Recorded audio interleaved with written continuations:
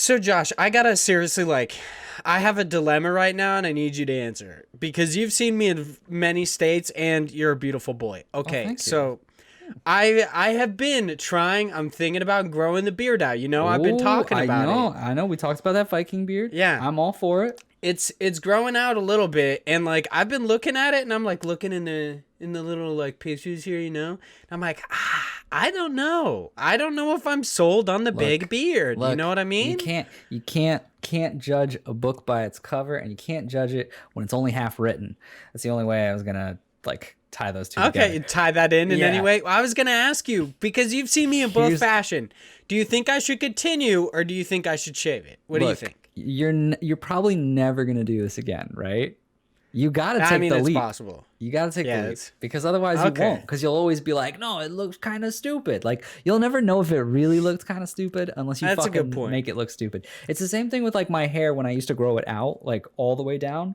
I used to like having long hair when I was in high school, but the time between getting it to the long hair, it looks ridiculous. It's all floofy, it's curly, it makes no sense. And then the minute it gets to a certain point where it's oh yeah, I should go down. Then you're then it's good. But before then, hair just doesn't know what to do. It's the same thing with beard stuff. Before, my dad just recently did this where he wanted to grow out his beard. He's really old, and he's just he's always had the same just nicely shaved, just smooth skin. He's looking like you, just a cute boy. He's oh man, such a cute boy, such a cute man. My dad ever watched this? Be what are you doing? He's stop, please don't. But anyway, he looks he fucking disowns you. Yeah, but he looks really good now because he got it to a normal length. But before it was patchy and just disgusting. And he's I'm thinking of growing out. And I was all right, Dad, maybe it'll look good. I don't know. But before that, it still sucked. You don't know. Yeah, everything has some sort of weird adolescent period. It doesn't even matter. Literally every creation made by whatever fucking being in the ether, if you're religious, has some sort of midway period that is just it's fucking weird and awkward. I mean, it's the same thing with haircuts. I never want to cut my hair right before a podcast because I always feel the day I cut it, it always looks weird. Unless I do I love hats, bro. Just put on a hat. Everything looks fine if you have a hat. I keep forgetting to bring that in. I keep wanting to bring it in just to show you what I look like with the hat on because it looks so weird to me, man. I don't know. I thought it looked weird with hats too. I didn't like them until I was just you know what? I'm way too insecure about losing my hair. I just need to start wearing hats. When my hair starts going, I'll do that. But for right now, I'm way too into my hair. You'll see it all the time. We're doing this podcast. I'm constantly doing this shit. I'm so jealous. I'm way too into your hair. It looks so good. Oh, so jealous of you. I'm so upset. Thank you. Anyway, honestly, fucking sucks. Having your hair thinning fucking sucks, especially because I feel the human head just kind of looks like a thumb in general, and it doesn't exactly help. Hate it. It's the worst. When people think of human heads, they're always oh, a circle, and it's it's not at all. Not at all. Yeah, it's really weirdly shaped. It's more like an oval, but an oblong oval. You know what I mean? It's just see, here's the thing that I'm super terrified of is that when I eventually, because it's gonna happen, I'm gonna go bald. I'm gonna shave my head, whatever. When I eventually do it, there's the one thing that no matter what everyone has, and it's the weird creases in your in your skull or in your skin on your head. You can see my veins through my head. It looks it's fucking weird, dude. Yeah. We all look like unfinished clay. It's really odd. And you're what exactly I want to know what in life made you that way because Egyptians they used to mold their head throughout their adolescence so they'd have weird fucking cone heads and shit. Yeah. I mean, I shouldn't say weird. You shouldn't judge cultures based on your own based on our cultural norms, but different. They used to do that shit, and I'm what? It seriously makes me wonder. I'm how many times have I dropped on my head? Because I will sometimes just run my finger on I'll be scratching my head and then hit a nick, it actually it's an indent, and I'm Where'd that come from? Yeah, like, it totally bothers me. You're gonna cut off all your hair, shave it all, and you're gonna find out there's just like a big concave, just like dipped. I've got a fucking dent in my head. I just look like the Iron Giant. Like, I'm just like, I get it. Yeah. One day it pops back out and I'm like fucking Gray Hulk or whatever. I'm Professor Hulk. I'm just fucking intelligent as hell. But right now, I'm a dumbass. Sounds about right, man. Just a dip, dude. Fucking stupid. What are you gonna do? But I think, if I've learned anything from this conversation, this 5 minutes of us talking very little about what you asked me, I'd say you should do it. I say you should grow out your beard. Okay, all right. I'll continue growing it out. We'll see how it goes. Like, I'm at that midway point where I'm just like, honestly, it's looking like a patch of pubes, dude. I know, but it's okay. Get past the pubes. It's fine. Yeah, you gotta get past the pube beard. Into it though, like as in not into it, like wants you to do it, but is she like okay with it, kind of a thing? Oh yeah, I mean, she'd rather have me do this than have a mustache. So yeah, like I think do it then. My wife is so anti anything different. She's so funny. I'll be like, I wanna do whatever, and she's like, no. Keep your face the way it is. Keep your hair the way it is. And I'm like, oh, yeah. Well, let me fucking experiment, woman. I only have hair for so long. Yeah, there's always the thing. It's like, I mean, you can do that if you never, like, if you don't want to have sex until it grows back. Like, you know what I mean? And I'm like, I get it. Nobody wants, like, fucking the 70s stash, like, barreling down on them. It's not, like, I know, right? It's the dream. It's the dream. So upsetting, you know what I mean? So it's like I might as well just grow the big beard to see if it works, now. Yeah. Before I eventually lose all my hair and get jacked and like yoked and it's like, I mean, once you get the beard, that's when you got to get jacked. That's a good point. Like you always got to work towards something. Yeah. Like, so once I get the big beard, I'm like, okay, what do I got to focus this energy on? It's going to be getting yoked. It's basically you're slowly working downward. So like you're losing your hair, so you're going into that bald phase, and you're growing out your beard, and then once all of those two things hit, then you'll have to go for the rest of your body. And it'll be like, all right, now I've got to get myself jacked, and then eventually you'll just be a Viking. Okay, all right. I mean, I'm liking the trajectory of this. It seems like my timeline, like I'm gonna age pretty well. Like I feel like it'll be okay until, of course, like I'm like a fucking raisin. Like dude, I know I'm gonna age really poorly. I just know already. It's kind of one of those things where it's like, I know I'm gonna die young. Like, let's be real. It's gonna happen. My God. You never know. You might. Maybe chicken nuggets is the diet of the future, and that turns out. The secrets of immortality are in chicken nuggets. I just realized this picture is like wonky. What are you doing, Quirrell? What are you doing? Just rip them all off. You're not supposed to be there anymore anyway. Up, bro. I know, dude. I gotta take them off, so it doesn't even matter. I don't know why I'm fucking with it.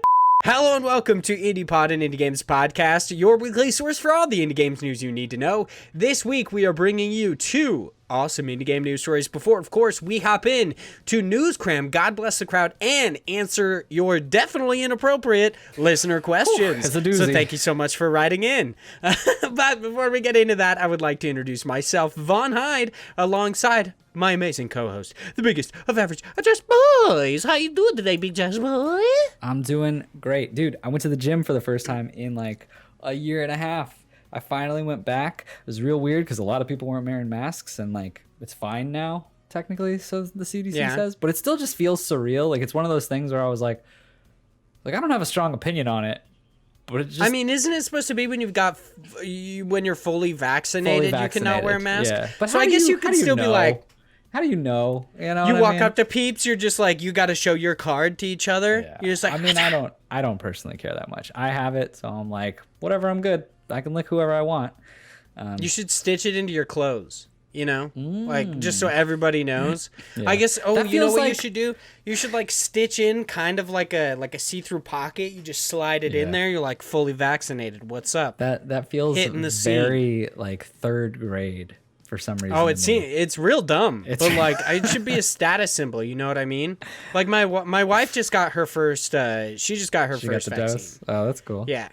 Yeah, I admittedly I have yet to get like my vaccine for. I mean, I've been told that it's a stupid reason. Honestly, it's mostly just because I know that there are people out there that have been trying to get vaccines for a while and haven't been able to find them. But now that it's like they've opened it up to more people, and it seems like the like elderly and people who are actually at risk have gotten vaccinated. I'm gonna get vaccinated soon. But yeah, it's like, dude, did you notice you could lift like 10 times more than normal now that you got that microchip? No, dude. I'm so out of practice now. I could still lift the same amount, but man, does it tire me out much quicker. I was like, I'm just lifting there, and I was like, oh, how many have I done yet? And I looked and I thought about it, and I was like, oh, like none. Fuck.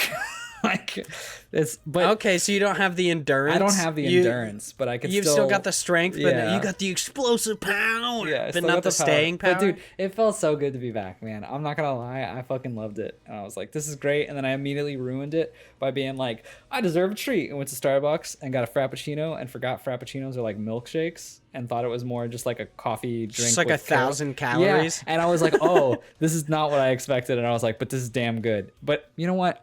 I work out not to be fit, but to eat like shit. Dude, you know what you got to do? Here's the thing. Here's the secret sauce I've heard, you know?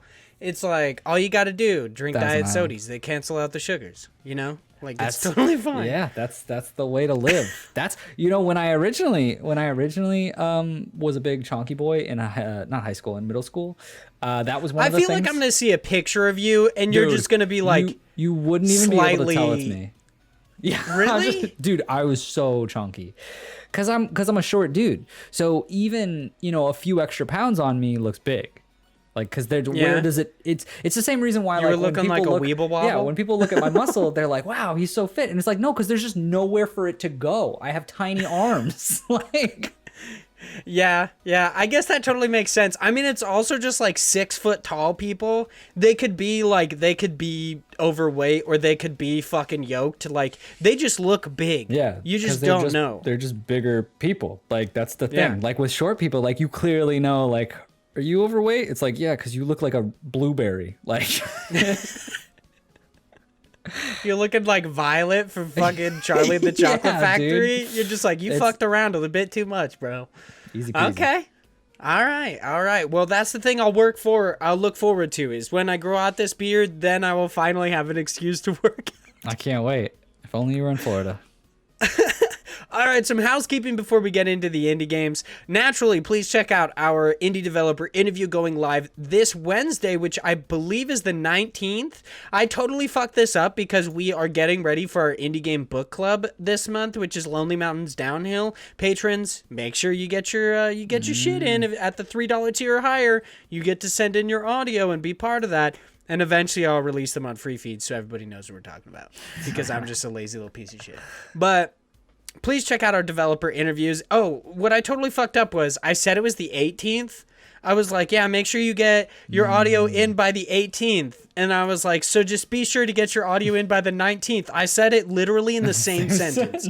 I said 2 different dates. And Sam was just like, wait, so is it the 18th or the 19th? And then I'm not even joking. I literally looked at my calendar and I was like, okay. Like, looked at it and then I was like, it's the 18th. You get it in by the 18th. And I looked at my calendar again and I was like, fuck, it's the 19th. Why do I keep doing this? So I had to change it again. I edited my fucking shit like 10 times. So there you go. If we have no submissions, it's because I fucked up.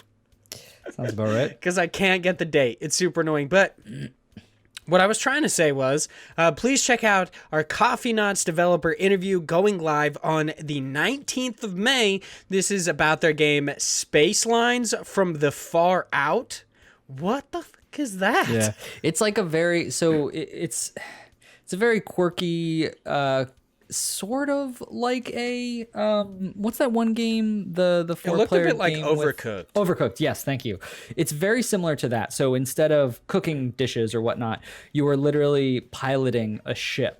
So think of a weird, I think it was 60s is what they're going for, trying to work off of, but like it's set in the 60s, but you're in this universe where you're flying a spaceship and there's a bunch of aliens, and it's you trying to not only fly the ship, but also entertain the passengers, cook for the passengers, do everything that you would on like a space cruise line sort of, and deal with all of those weird things to handle at the same time. And it's sort of roguelike in a way, because you're doing this and gaining money to get better ships and upgrade your ships and upgrade your things that you can do to kind of deal with passengers. It's a really interesting looking game. I think it's definitely going to be one that's fun for those who are into those kind of like party games. So it's like a flight attendant simulator. In a way, you get to learn what like the hell their job is. Yeah. Like, I would hate to be a flight attendant. That's gotta fucking suck. Like, just being trapped in a box thousands of miles high. Like, just think about how many times they've almost gotten Final Destination. Yeah. I'm sure. That shit's crazy. But please, once again, check out the Coffee Knots developer interview going live on Wednesday the 19th. Now, head over to, after you do that on the Wednesday, please head over to our Teespring store for IndiePod merch. We've got t-shirts, we've got stickers. We're soon to have some other stuff. I'm in the process of developing some like different stuff on my own, and with Josh's help and with my friend Chase Hopkins made us an awesome new logo. He's one of our patrons. You hear his name every week on the show, but also he's just my best friend since childhood. We've known each other for like 17 years. So there's that. I was like, I'll pay you to design us a new logo. How much you want me to pay you? I'll pay you. And he's like, $1. Fucking done. I was like, yeah, so I literally was just like, thank you. I will give you your $1 next time we play D&D, I guess. Like, I was literally several times, I was like, I will give you more money. Oh, man. And he was like, Chase is gonna just totally shook it off. Chase is gonna regret that when we blow up. They're like, wow, you got fucking famous off of that logo design. So good. You know what's funny? That actually happens. Like famously the Boise State logo for the Boise State Broncos, the university team, it actually was designed by somebody in I think it was a contest, and they paid them $18, and now that logo is worth like millions. Yep. So there you go. Get fucked. Get fucked. Thanks, Chase, you sucker. No, he makes good shit, though. So, like, anybody out there, I don't know if I doubt he's going to try to make a career out of it or anything like that. But if you want a cool logo, you could pay Chase. Granted, more than $1, because I'm assuming that's like a friends and family discount kind of a deal. But yeah, you're probably not he gonna get makes that some same good deal. shit. He makes good stuff. So hit him up. I made sure to link it in. I made sure to link his Twitter in our bio over on Twitter, because he makes some good shit. So soon to be some merch over on that Teespring store. You can also head over to thepodnot.com for links to our merch, links to our Discord, links to everything associated with IndiePod, including the episodes. Also, head over to our YouTube channel, easily located on thepodnot.com, which is just IndiePod over on YouTube, to check out these video episodes. I made us a new overlay and like background and everything. I like it a little bit more than the like slideshow of indie game backgrounds and stuff like that. Right. And I just enjoy it more in general. It's just kind of leans into the weird kind of like seafoam green. Like, okay, so we just had our colors as like purple and pink. I had them on there. Yeah. But then Sam said their favorite color was like seafoam green. And I was like, fuck. That's the color we needed. We needed a third color, and that shit looks good. Seafoam green is real good. It just works. It's such a sweet color. Like, it's such an awesome color. Please leave us reviews on any sort of platform in which you can do so. Specifically, iTunes supposedly helps us out. I don't know. I think it's some folklore shit. I don't even know at this point. And lastly, thank you so much to all of our amazing patrons, which I'm going to be honest, didn't even pull it up till right now. Totally forgot. I remembered this guy. Like literally, okay, before the episode, I was like, I need to make sure I pulled that up. Didn't do it. So thank you so much to all of our amazing patrons at the $3 tier or higher. We've got John, just John, nothing else. I don't get to call him anything else.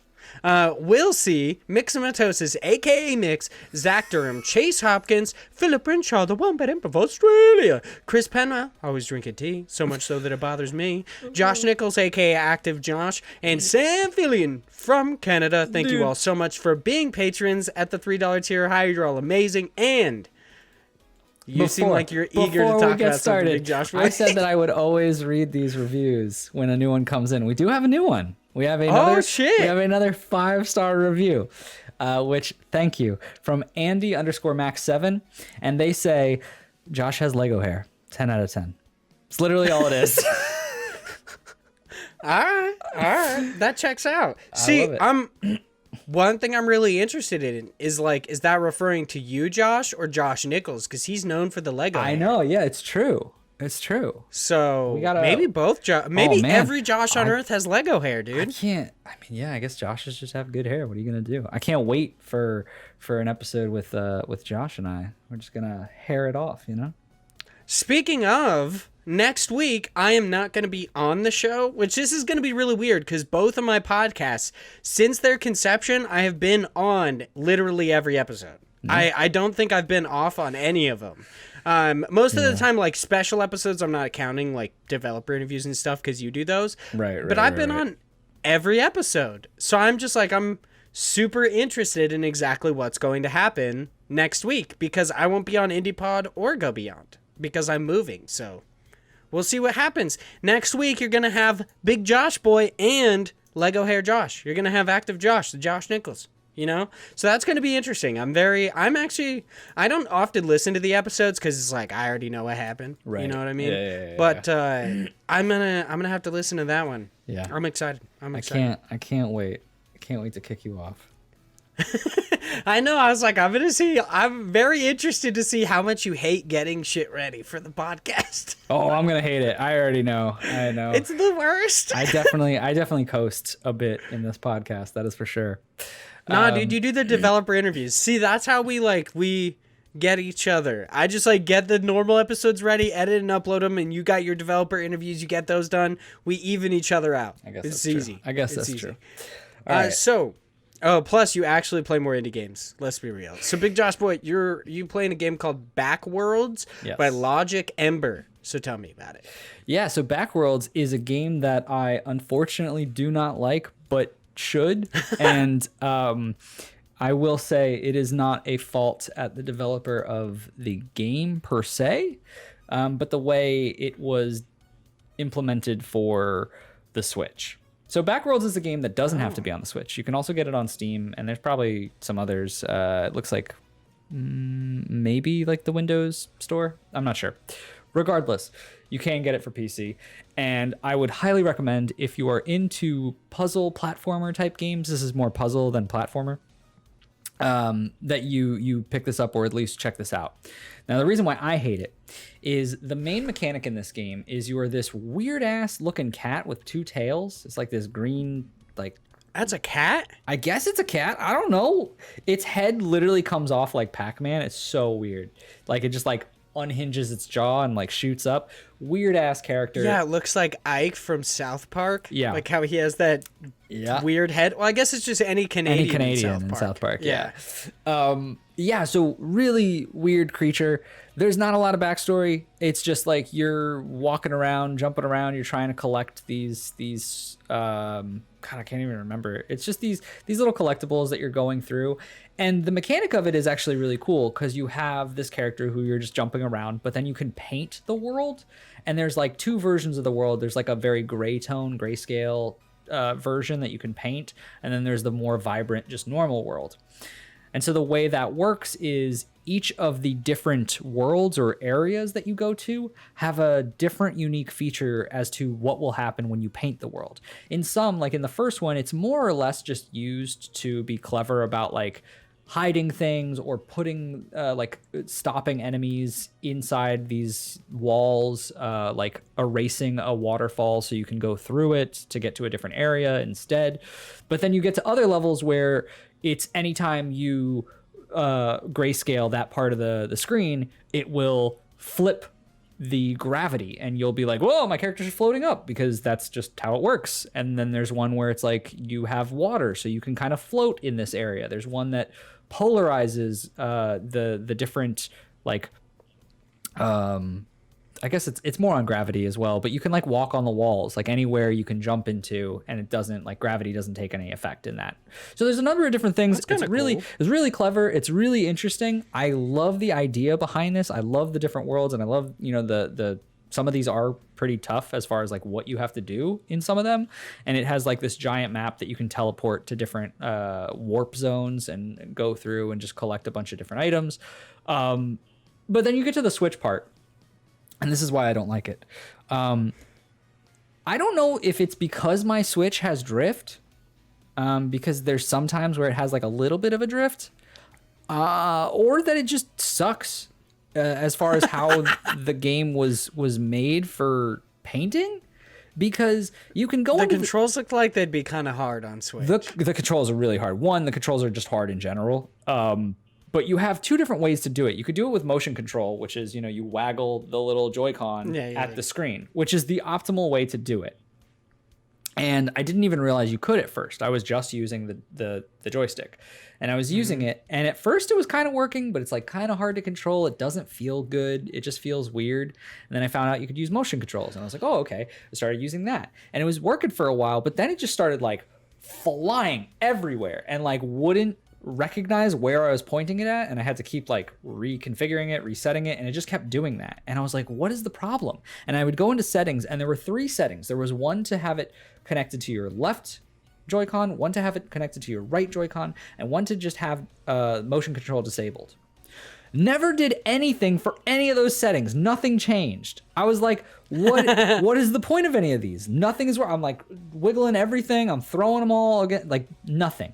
And so what happened is I'd constantly be trying to platform my way through this, trying to paint this little area, trying to do things that you have to be kind of meticulous about, like timing wise. And all of a sudden, my controller is just fucking flailing around the entire time. So I'm like, well, I guess I just can't do this part. Like, it was so frustrating. And it was one of those things where I played for a couple hours. I enjoyed what I played, but goddamn, don't get it for the Switch. Yeah, it seems like this would be a lot easier to control on PC. Yeah, like, honestly, just because like the mouse, it seems like it's almost meant for the mouse where you could just easily paint. I can't imagine this not being designed for PC and then them just being like, how can we port it to Switch? And like, it just doesn't feel good. Which is a shame. It's like it's one of the reasons that kind of like I feel like it can be done well, but like Chicory, I'm kind of worried about it because it has that painting mechanic, and I'm wondering how well that's going to work on consoles. Like when I played Okami, I only played a little bit, granted, so this isn't really like a legitimate criticism of the game, but like when I played a little bit of Okami on my PlayStation 4 and you do a little bit with like the brush and stuff, it was very weird to control because it doesn't seem to be meant to do that. Like it totally made sense on the Wii, like you said, because it has the motion controls, but on an actual controller, it's very weird. Yeah, so it's a shame too, because I got this through a publishing company.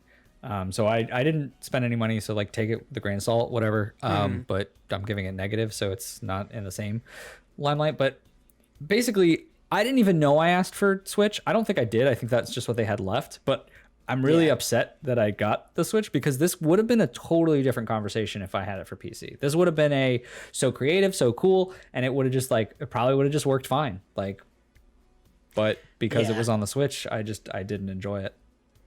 Okay, all right. I mean, that shit happens. Sometimes just certain platforms aren't very well. So, you've been talking about how you requested a code for this a while ago, so I'm interested to hear about it. You're playing Turnip Boy Commits Tax Evasion by Snoozy Kazoo. Once again, check out our developer interview. It went live like a little bit ago, I think several weeks ago, maybe a month ago, with Snoozy Kazoo, the developers of this. But tell me about Turnip Boy, because I'm honestly I'm on the fence about purchasing it. Don't purchase it. But it looks really, really interesting. I mean, I won't say that because you should give money to the developers, but you have all of the games in my library. We've already set that up. That's a good point. I often forget about that. And also, I'm so afraid that we're going to have a gunfire scenario again where I pop on and you're like, Vaughn, stop. Well, no, because the way that works, to sidebar this a bit, the way that works for Steam family sharing is if you were playing one of my games, I would get kicked off? I'll kick you out. Yeah. So I'll be like, Josh, no! Yeah, it would be the reverse. But if you're the account owner of a different one and I'm playing a game on that one and you start playing a game on it, I'll get kicked out. Okay, all right. Yeah. So you're going to do it just on purpose? You're going to see I'm playing some Turnip Boy? Yeah. You're just like, gunfire time, bitch. Right now. Get got. No, so Turnip Boy... You play West of Dead, so I get kicked off? You're just like... Not even. Fuck you. Bitch. Not even. So that's literally what I was playing. Yeah. Okay. So Turnip Boy. Sorry, I keep interrupting. No, it's fine. Turnip Boy is great, dude. I did get a code from the developers.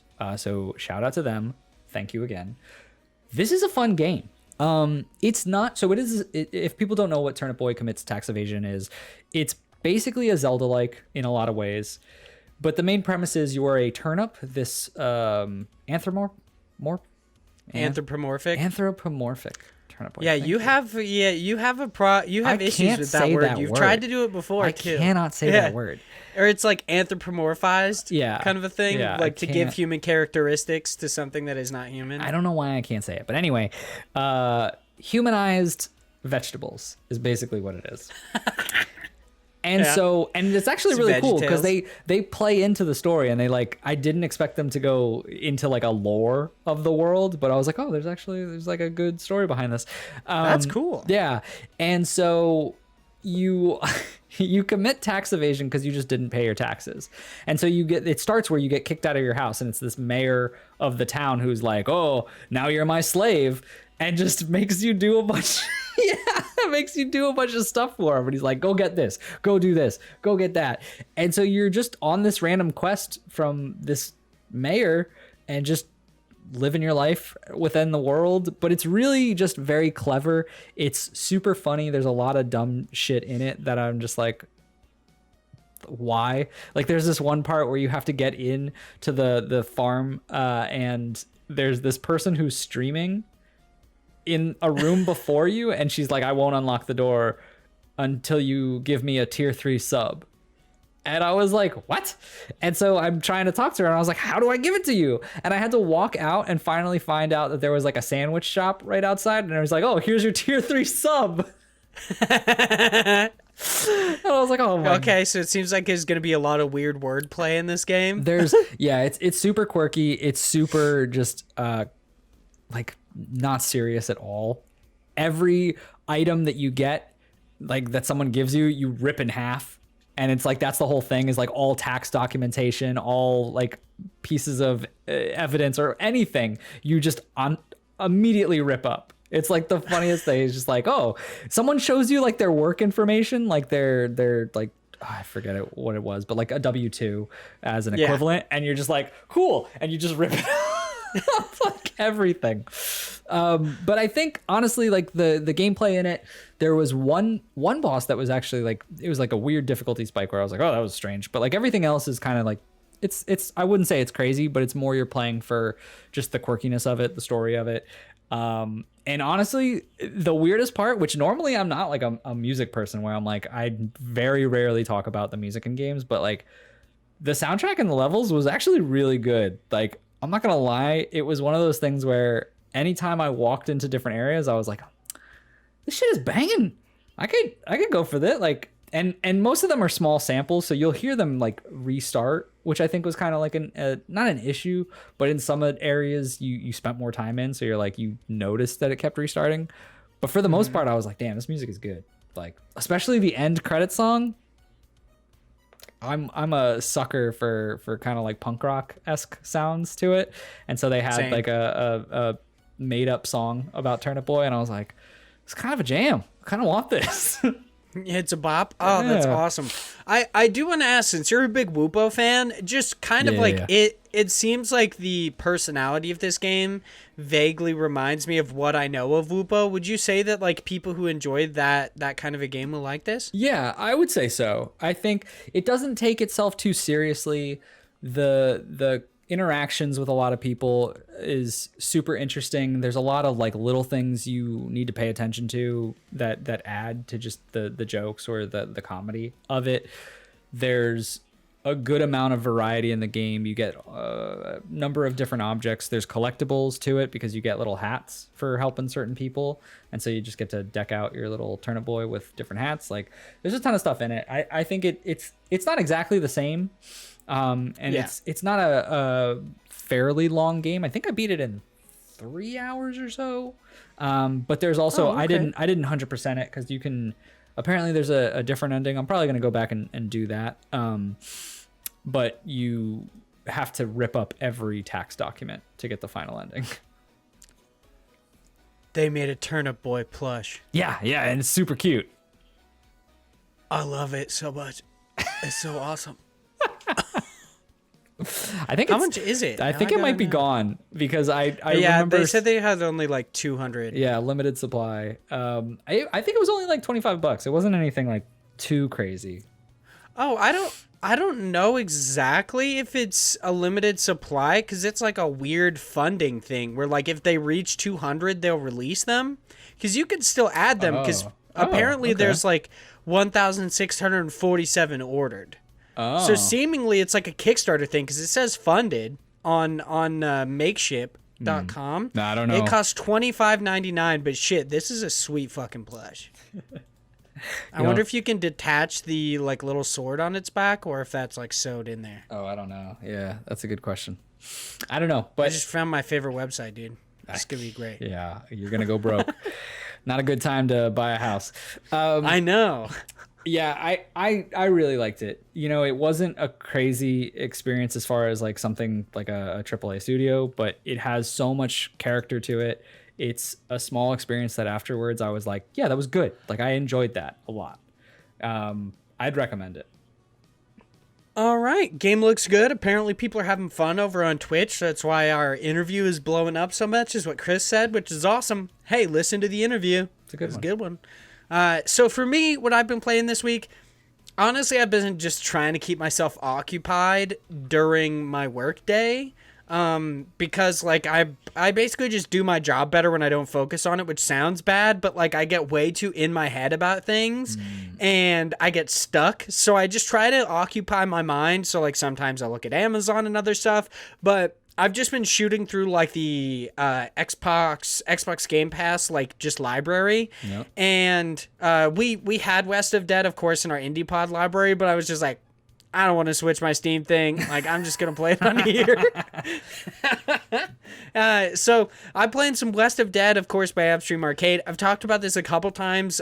You and I both played the demo way back when because we thought it was Weird West. We both did the exact same thing. Then, like, later on, we both ended up playing it and having some issues with it because there's a lot of shit broken in the game. Yeah. And, like, the way you move through the game is odd because it has a progression system, but also allows you to skip levels. So it's just like, if you do that, you're basically going to be underpowered. Mm-hmm. But seemingly they have made some changes. Not saying it's like fixed in any way, but I've always enjoyed the game. I thought it was fun way back when, and I still think it's fun.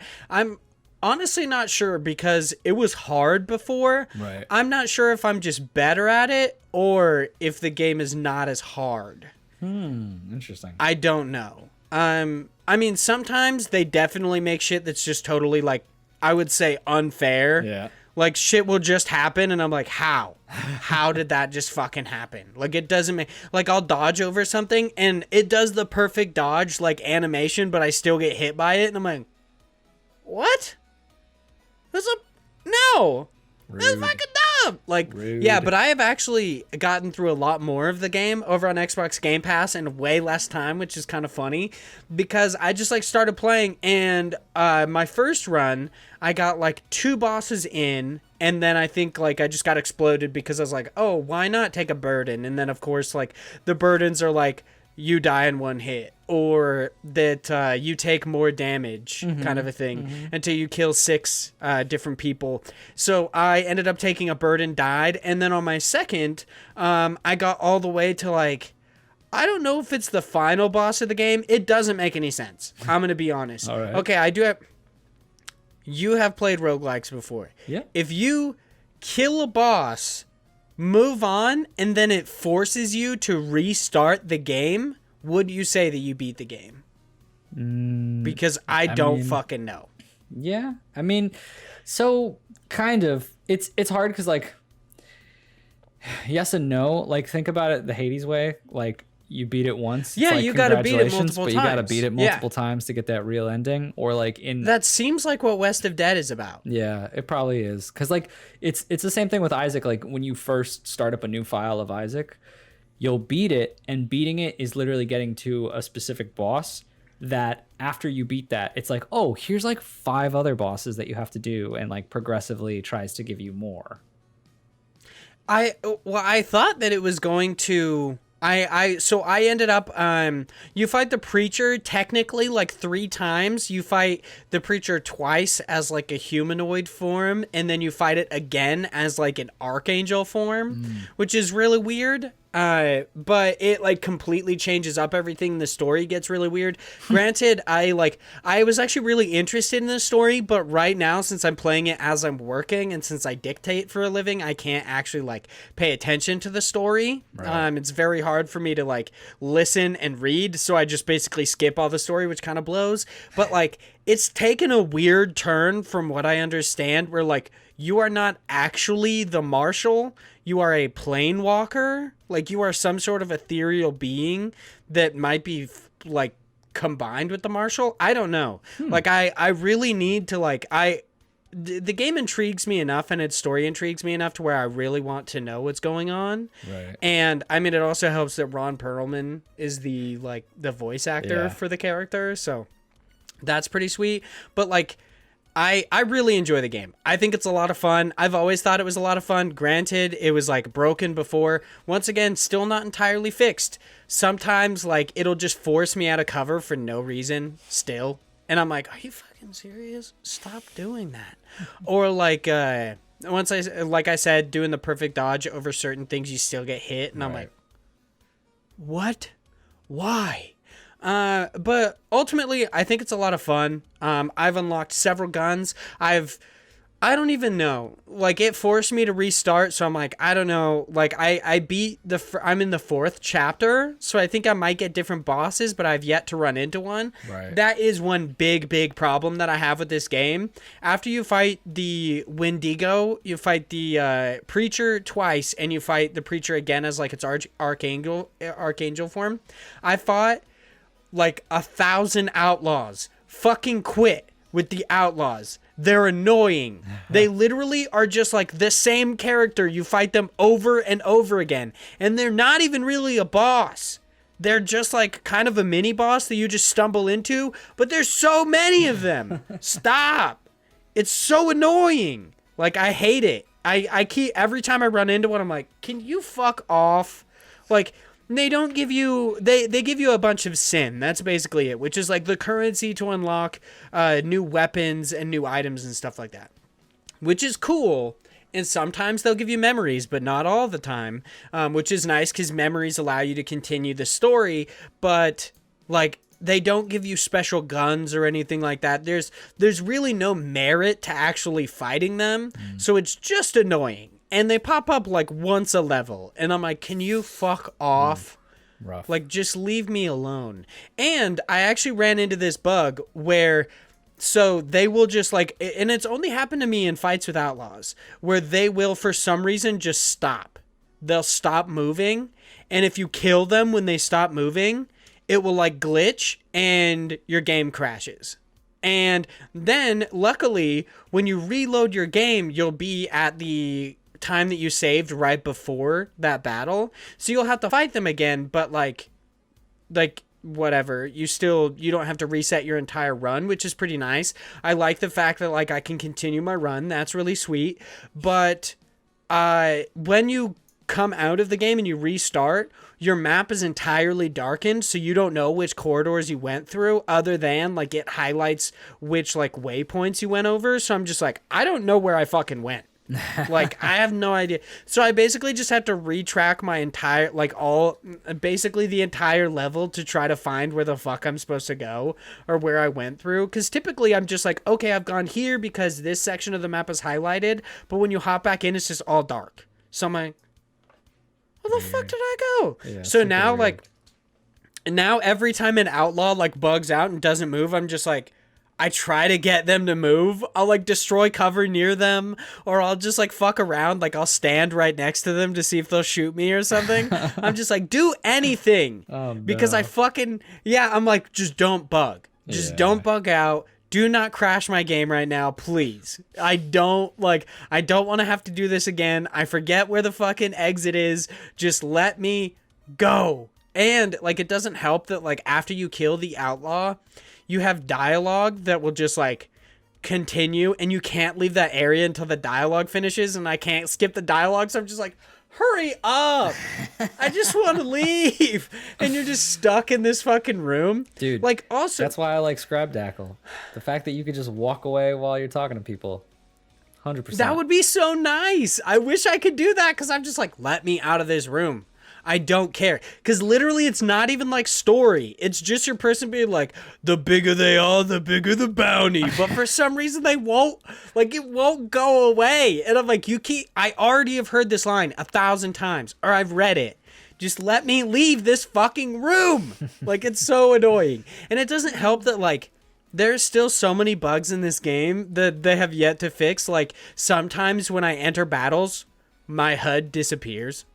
It just entirely disappears. So, like, I don't know if I have bullets in my guns. I don't know how much health I have. I don't know if my special abilities have finished their cooldowns. So I just basically use shit, and I'm like, I'm probably not dead. Like, I'm probably fine. Like, and I died once because this happened, and I was like, I don't know how much health I have. I don't even know if I have any healing potions. Oh my goodness. Like, it's happened a couple times. Like, there's so many problems that this game has. Also, the, like, field of view can get pretty weird, and you can fall off the edge of the map. I didn't know you could, but I've done it a few times now, and it's fucking annoying because it's like most of the map is dark. Like, that's the whole gimmick with the game, is like you're adding light to everything, and like you need to light up areas and stuff. And like, in the, like, basically like Michael fight kind of a thing, the like final boss preacher fight, I fell off the map once, and I was like, are you fucking serious? Because so much of the area is dark and you can't light it up. So I'm just like, I dodged one of its attacks and then just fell right off the map. Oh and I was my like, God. are you fucking serious? Yeah, and then when I spawned, I was right next to it, and its ability is that every time it takes a step, it hits you. So it just stepped on me and killed me, and I was like, you fucking son of a bitch. Like, it pissed me off. But the game is really fun. I don't know if they fixed it or not. Like, if it's easier, it might be. But I think, honestly, it being on Xbox Game Pass, I don't know if it's on consoles, but it is on PC in the PC library. I think it's the perfect way to play it. I'm going to be real, because I think it is a fun game that I think, like, people would enjoy and would like to invest their time into. But also, I feel like with still how buggy it is after like a year after release, people might feel cheated by giving them their money, which sounds bad. The game is good enough, in my opinion. Like, I think you'll get enough fun out of it to where, like, purchasing it is a good idea. But also, like, if you're worried about it, play it on Xbox Game Pass. It is so much fun. The story is very, very interesting. It's very weird, and I would say it's actually a pretty accessible roguelike. Like, it's a roguelite. And the guns are a lot of fun, even though I feel like variations on the guns. Like, I've unlocked a couple guns that are like, they do the same thing. There's like no reason to unlock one gun over another, and like some. They try to make it seem like they require more sin to unlock. So I'm like, oh, okay, that must be a good gun. And it's like, no, it eats shit. I don't know why I got it. Oh, my like goodness. Seriously though, there are several guns that do the exact same thing. And I'm like, why? Like, I don't understand. There are multiple guns that are just like, yeah, rounds home in on people. And I'm like, okay, why would I unlock both of these guns? Like, it doesn't make any sense. Who knows, but man? The game's super fun. I enjoyed it a lot. It's on Xbox Game Pass, so I would totally recommend people checking it out. And if you like it, maybe consider purchasing it just in case it leaves Xbox Game Pass. I'm very much enjoying it. But Big Josh Boy, do you think you'll ever go back to it? Or are you pretty much like, you're just like, nah. I don't know. It was fun. I enjoyed it, but I generally don't go back to games. Yeah, you've said that. It's pretty rare that I replay games. Like, I think Binding of Isaac is a different case, just because it keeps dropping so many DLC like packs throughout the years. But in general, it's very rare I ever go back and try a game again. Honestly, there are several games that I'm like, that they didn't blow me out of the water, but that I am surprised, like, surprised that they haven't put out DLC, or I'm like, I actually kind of wish they did. Like Chasm, I constantly check up on that to see if there's any sort of DLC, because I'm like, I really want to play Chasm again, but I've already experienced the story. Granted, there's a lot of it that I didn't, like, it's procedurally generated, their dungeons are, so there's like a decent amount of it I didn't get to experience. Right. And replayability is a big part of that, but I'm like, I'm just waiting for a DLC, because I'm like, I want to hop back into that game. I don't think it's a 10 out of 10 or anything. Like, I would give it probably like an 8 or like a 7.5 out of 10 if I had to put a number on it. But I think it was fun enough to where I'm like, if you release DLC, I would buy it. Yeah. And I would like hop back into it. Same thing with West of Dead. Like, I actually would enjoy playing more of this game. Yeah. I'm hoping that they release DLC. Yeah, I can't ever justify it because I just don't really have the time. And granted, I just said that like I don't go back to games, but like the two that I'm constantly playing that we've talked about the last couple of weeks are me going back. Yeah. But you're always playing Divinity and Binding. I just got to the part in Divinity. It took me like 50 hours, but got to the part where I stopped originally, and I'm like, oh, all of this is new now, and it's a doozy. Doesn't that suck when it's like a 50-hour game and you're like, I don't. Like, it's gonna take me so long to get back to where I was that I'm just like, I don't even know if I want to do it. I didn't mind it because I played it in a different way. Like, I started doing this lone wolf build where you can only have 1 or 2 people, so it's just been me and a buddy, which has been different because you're just like, I feel so powerful because you're essentially 2 characters in one. Yeah, that's kind of like the feeling of like already knowing what's going to happen is one of the main reasons that I've been waiting so long to do like a revisit of the whole Dragon Age series, is that I'm just like, they're such long games that I need time to forget what happened so that I can get back into it and be like, oh, I'm excited to see what happens next, because I love that series. But Inquisition in general is very, very long. And I'm like, and I'm going to have to play 2 games and their DLCs to get to that, because I really want the full story of everything with the Blight, with Corypheus, with the hero Ferelden, and with Hawk. Like, I want all of it heading in. And I'm like, that's like easily hundreds of hours that I would have to put in. Too much time. And granted, I'm playing this indie game called Destiny 2 right now. So it's like... Ooh. Sinking some time back into it. My goodness. We lost him. I bought Beyond Light and I'm enjoying it. Like, but I'm not going to talk about it. Hey, it might be like an indie game now, whatever it is, you know. Not going to talk about it. But we are going to talk about some indie games in our main news stories. Our first is over on IGN. It is written by Rebecca Valentine, and it is VVVVVV. Creator's next game is about climbing a giant man, and it's entirely in Roblox. The creator of VVVVVV, Terry Kavanagh, has just released his next game, but unlike... Okay, I'm not going to say it again. I'm fucking sick of it. That's the last time I said it twice. You don't get it anymore. But unlike that game, you won't find it on typical storefronts. Instead, in order to play Climb the Giant Man Obi, you'll need to venture into Roblox. In a blog post, Kavanagh announced that Obi, which is Roblox shorthand for obstacle course or just a platformer, and a popular genre to make among first-time creators on Roblox. For the past year or so, I've been kind of fascinated by Roblox, a massively popular multiplayer game platform mostly aimed at kids. I think it's weird that there's like so much, I hate to use this word, but like exposition as to what, like how seemingly that's a quote from Kavanagh, but it's like, how did you just randomly like in an interview be like, oh, you don't know what Roblox, if you don't know what Roblox is, this is popular multiplayer. Yeah, I get that it's massively popular, dude. It's kind of like trying to explain Among Us to people. It's like, even if you don't play video games, you know what Among Us is. You don't need to tell us what it is. Like, we know. It's weird. Kavanagh writes, so recently I decided to try making a game for it. I didn't expect how much I was going to love working in Roblox Studio, Kavanaugh added. I've been working on this on and off for about 3 months, which makes it one of my biggest freeware projects ever. Kavanaugh detailed his development journey with Roblox in a lengthy Twitter thread that goes back to the end of March. The thread offers glimpses of his process of adapting to Roblox's creation tools as Kavanaugh's first attempt to recreate the outfit worn by the fellow in the how do you do fellow kids meme, then turning his player character wearing this outfit into a giant man and then building a climbable obstacle course around it. The ensuing obby has that word is so weird to me.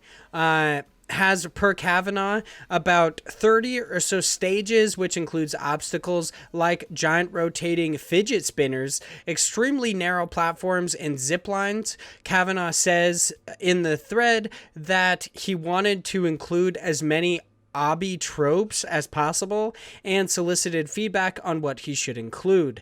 And it's like, it's free to play over on Roblox, whatever. I pretty much just wanted to talk about this because, one, the game that they made is popular, because I refuse to say it again. And, like, honestly, if there's... I mean, the pandemic has been absolutely fucking terrible. Let's be real. Like, everybody's fucking hated it.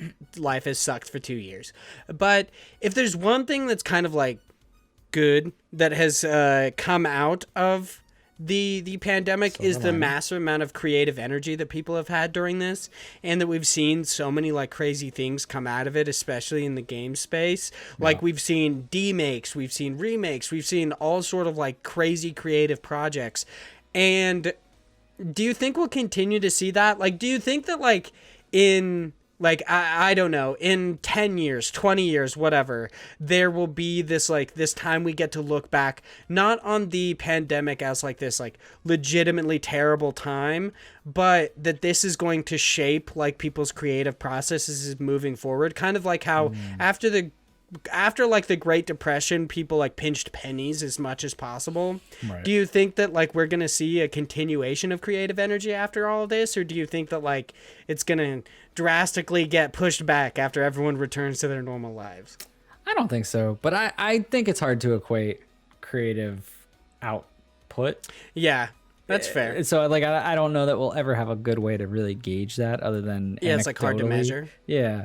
But I do think it will, you know, either slow down or, I mean, kind of both, because you take it from different ways. Like, everyone has been affected by this in a number of facets. Like, some people might have been affected because they lost their job and they said, "Oh fuck, I've got nothing to do," or, you know, I'm down on my luck. And then took that energy and created something. And then maybe it became a video game or some kind of, you know, outlet that they were like, oh, I can benefit from this. Like, I've had people in the develop interview who had started a career in games because they were like, fuck, what am I going to do? I just lost my job. I have nothing. I need something to do. I've always been inspired by games. And then did something with it and now are potentially, you know, in a position where they can continue doing that after the pandemic. So I think, like, yes, but then you also have other people who know, because they might have been working in games and gotten to a point where they got cut or where they couldn't have that success, because, like, you know, we talk about it all the time. There's so many indie games out here. It's great when we see stories like this, because obviously Terry Kavanaugh, people know him, right? But like, if someone who wasn't Terry Kavanaugh did this and put like this 30 stage weird ass man standing in the middle and you're climbing up him, probably not the same reception, right? And that's not to say anything. I'm gonna be honest, like, seeing the video, I was like, this looks boring. It looks, it doesn't, like, seeing this, I'm not like, whoa, I gotta play this, I gotta download Roblox right now. Like, and that's not to say anything bad about Terry Kavanaugh or anything about Roblox in general. That's just, I don't find just not our jam. It's not our jam, right? Good jelly, not our jam. And I think that this is super impressive, but I think we're seeing this and we're hearing about this because, you know, it's Terry Kavanaugh. But on the same flip side of that, the token is, there's probably a ton of people that are doing this, right? I think it's nuts. It's just, you know, discoverability is hard. So will this continue when that real world, whatever, real life comes back? little bit of yes, a little bit of no, because some people aren't getting discovered. And then it's like, well, that was a fun way to, fill the void of time or possibly get some cash on the side, but it might not be something that they fully pursue or keep going through. But like, there's so many millions of people that it's like impossible for us ever to be at a point where we're like, no one's doing anything. So yeah, I don't think someone's always doing something. Yeah, I don't think we're ever going to get to a point where, it feels like that. It might be anecdotally a little bit less, a little bit more. I don't really know. The one thing I'll say about this story, it really is an eye opener to A, how old I am, and B, how little I know about Roblox, or like a ton of just, when you think of like games and you think of us being in this industry and us being in this, this field, and we're the indie game people, and we play a lot of games that even aren't indie games, and we have like a good repertoire of knowledge that is vasted in video games. And you're like, yeah, I kind of know this kind of shit. And then I saw this and I was like, you can build shit in Roblox? And I was like, I just thought you were just like fucking jumping around and there were blocks. Like, I don't know anything about it. So it was an eye opener in a lot of ways, is that like there's so many, gaps in our knowledge. I think it's cool that people can do this. I think it's weird that there's this whole like marketplace that they were talking about in this. But I definitely think that shining some light on some of those interesting pieces inside of a game, because it's almost like Roblox is like a version of Dreams. Well, I think it's really cool that games are including this kind of stuff, because imagine how many people get into game development through this kind of stuff. Like, yeah, for sure. Like it's happened before. The creator of Spelunky originally created games and like a freeware software. Yep. Like many people have gotten into game development from dumbass shit like this. Like Ed McMillan did the exact same thing. Yep. And so like imagine how many kids would just be fucking around in Roblox or Minecraft or like Little Big Planet, the level creator. Like imagine how many of them will just make a level that anyone enjoys and they're just like, holy shit, like this is what I want to do with my life. It's so cool. Like seeing how this all works. It is. I actually didn't know that you could create in, like, granted, I was, like, kind of being a little turd earlier. That I was like, everybody knows what Roblox is. But, yeah, that's a good point. Like, we don't know exactly what it's all about. And I didn't know that you could create that much in Roblox either. Yeah. I didn't know that there was, like, a marketplace that you could actually sell stuff. So, that's weird. Yeah, super cool. Super interesting. I'm not going to play it, but once again, good jelly, not my jam. It looked pretty boring to me, but whatever. Like, if you're into Roblox, check it out. Check it out. This next news story, it's obviously, like, especially when this is going to go live, it's going to be late and everything. Yeah. And I've got some words about the way that I feel like that this was really advertised, because honestly, like, did not know about it. And like I follow Itch on Twitter and stuff like that, so I feel like it came and went very quickly, and I didn't know about it, especially because it was only one day. Well, there you go. Yeah, maybe it was just me, but I still think it's super interesting because, well, you know what? I'll wait until we get into the article, because there's a bit in there that I was like, wow, I didn't know how, the inside baseball of how Itch works. Okay, so getting into this article, this is over on Polygon. It's written by Nicole Carpenter. Once again, if you would like the links to the articles that we read them pretty much in their entirety. So please head over to Polygon and IGN to check out these two news stories. But the easiest way to find those links is over on our website, thepodnot.com. In our post for them, I make sure we post our main news story. I don't do it on YouTube, because now they actually have a character limit for your description, which is really annoying. And because like I do like the time codes and stuff, it can get a little bit like close to it. Granted, it's a fairly large like character limit, but it's super annoying. And it might just be because like they put weird roadblocks and stuff like that. But either way, head over to thepodnot.com. Check out our posts. We got links to these main news stories. But this one is over on Polygon, like I said, written by Nicole Carpenter, and it is on indie site itch.io's Creators Day. Developers will get all the profits. Indie game platform itch.io announced a new initiative on Wednesday, Creator Day. It's a day-long time period where creators on the platform, game developers, musicians, artists, and writers will receive 100% of the profits from the stuff sold through this site. The first Creator Day is scheduled for Friday, May 14th. Like I said, it's a little bit late because obviously right now when we're talking about it, this is 2 days ago. When it gets to everybody that's listening to this, it's going to be like possibly a week later, but I just want to talk about it because they said this is the first, so seemingly this is going to happen several times. So just keep an eye out for it. It's an awesome time to buy video games when people get 100% of the proceeds. Granted, itch does, like they are a platform holder. They deserve to get some credit, but granted, it's sweet that they get 100% at least on these days. So keep an eye out for it, but itch.io's open revenue sharing plan, which was kicked up in was kicked up in 2015, is already an anomaly in the industry with its 10% fee, let alone the 0% option. Creator Day feels like an extension of that, a day where developers can drum up hype for their games from players who want to give extra support. All sellers will be automatically opted into the program. No changes necessary. For some, that won't mean much. Creators already had the option to set their revenue sharing to 0%, but revenue sharing at 10% is the default option, though it's configurable upwards from there too. We're supported by our awesome community every day, and we wanted to set a day where we could return the favor, Spencer Hayes, itch.io's director of business and content, told Polygon. It's been hard out there for a lot of folks, and we figured we'd help out how we can. And then it goes on like this thing about the Epic Games, which we talked about last week. It's kind of dumb. But Big Joshua, I'm assuming the thing you want to talk about, the inside baseball, was the choice of revenue share that they can choose. It is kind of crazy because I never knew that. And I think it's really interesting that itch allows that. I do like that in this article they basically said like, hey, itch is an app that is on Epic, but they don't get anything from that because all of them have their own revenue sharing styles and setups. But like with itch, they can literally go from, which I thought was weird, from 0 to 100, which why would you give 100 to itch? That feels really strange, but like you could do it if you wanted to. And I think it's interesting because it, in a way, it makes this useless to some as far as the people who are already doing like a 0%, but I really like itch's approach of being like, hey, look, if you don't think it's right that we take some of the profits, like you can do that, which I thought was it obviously it puts a lot of trust in the people who are creating it in their hands to be like,